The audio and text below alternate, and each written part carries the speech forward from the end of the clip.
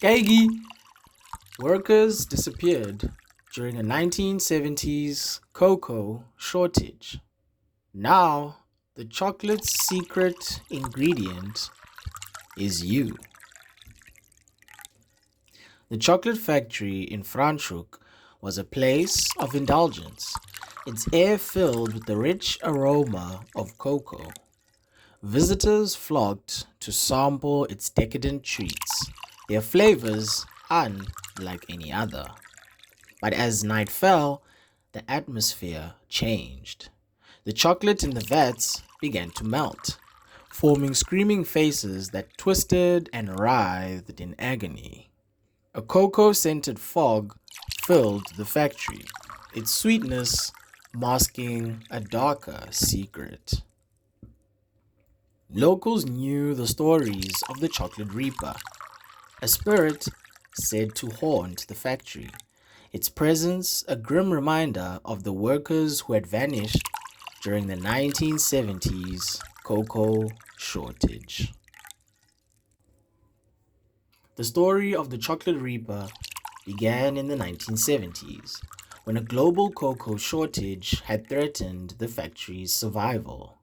Desperate to keep production going, the owner had to turn to dark methods, using the missing workers as the secret ingredient in his chocolate. The result was a product so rich and flavorful that it became a sensation.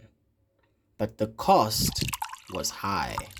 The workers' spirits remained, bound to the factory and its cursed chocolate. Those who tasted it would find themselves consumed, their bodies melting into the very treat they had enjoyed. One evening, a food critic named James visited the factory for a tasting. The owner presented him with a truffle, its surface smooth and glossy. James bit into it, the flavor rich and complex. But as he swallowed, he felt a burning sensation in his throat. His skin began to bubble, the flesh melting into molten chocolate. He tried to scream, but his voice was drowned out by the whispers of the workers. The owner watched, a smile on his face as James' body dissolved into the chocolate. Bittersweet, he whispered, his voice now cold and detached. The chocolate in the vats churned, the screaming faces twisting in agony.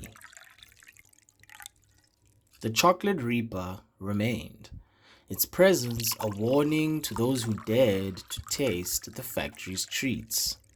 The cocoa scented fog filled the air, its sweetness masking the screams of the workers.